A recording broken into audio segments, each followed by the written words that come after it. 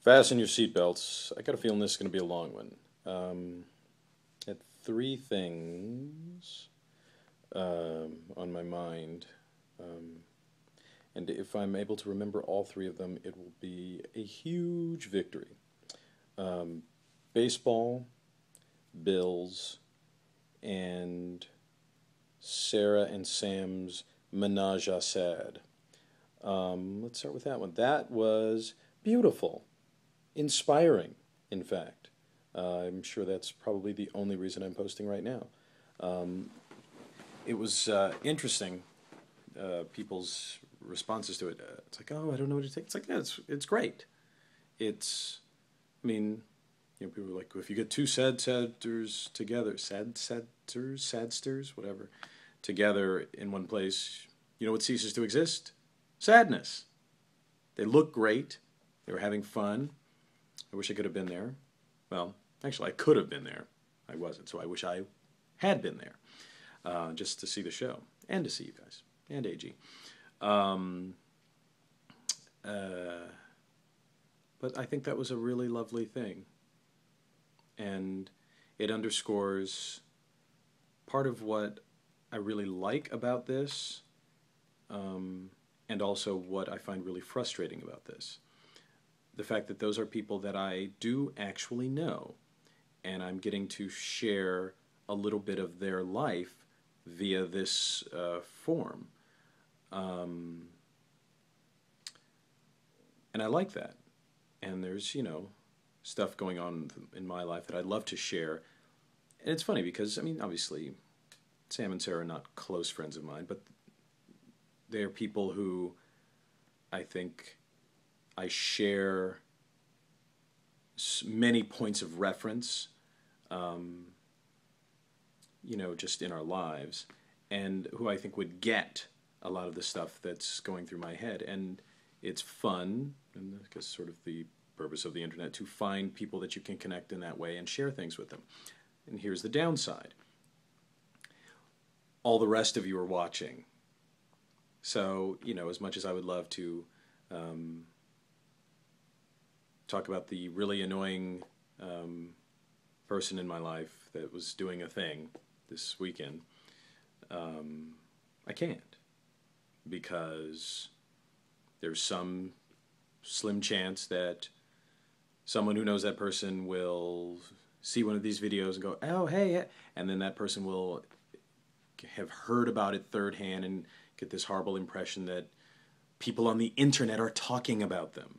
And I'll get a call and say, what the hell did you say about me? And it's just not worth it. You know what? Yeah, there are other much more private forms to share. I don't have them because I don't have any friends. Topic 2, baseball. I'm really into baseball. And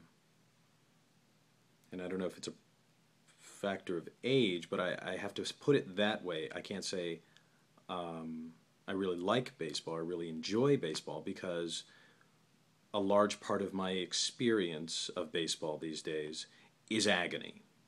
And Sam, I'm sure you know what I'm talking about as a Cubs fan. I mean, the Dodgers are doing horribly. But I don't know, I think I'm going a little too deep into it. Like, for instance, if the Dodgers lose a game, I'll get on MLB 11, the show, put the exact same lineups, and then replay the game to try to correct history. Of course, most of the time I lose the games they lose, which is insanely frustrating. Yeah, that was really upsetting. I'm playing this game, winning this is a video game, mind you, to the 8th inning, blowing the entire game, like just get trounced. And of course, not being a man of honor, I pause the game and restart. I'm not going to actually play it all the way through to the end and lose. I don't have to. Did go to the Dodger game. the other night, where Jane was, although I didn't get to see her. And I found that it was almost impossible to enjoy it. Unless it's just a massive blowout where everybody on the Dodgers is hitting home runs, I can't enjoy it. Unless there's a tremendous lead, I just stay anxious. Because I know the bullpen is just going to come in and just like fucking give it away. And segueing to point 3, because this is incredibly long, like I told you. Bills. Speaking of baseball, I am going to miss a child's baseball game. Last of the season. All-Stars. Because I have to work. Mixed feelings. Working is good. Being in a dressing room is good. Having to give up familial obligations is bad. But having the money to pay for familial obligations is good. Plus, again, I'm really into baseball. And it becomes hard to... I spend the entire game biting my tongue and reminding myself constantly, like a mantra, that it's about the child's enjoyment. Not about me, not about winning, not about losing, not about coaching from the sidelines. I read this article that said that parents shouldn't yell from the sidelines, even encouragement, because it confuses the child, which I get, you know, because obviously your parent's voice rings in your head. You hear that from wherever you are, and you know, when you're in a sporting event, when you're playing a game, the last thing you want to be is in your head, and nothing makes you more in your head than your parent's voice.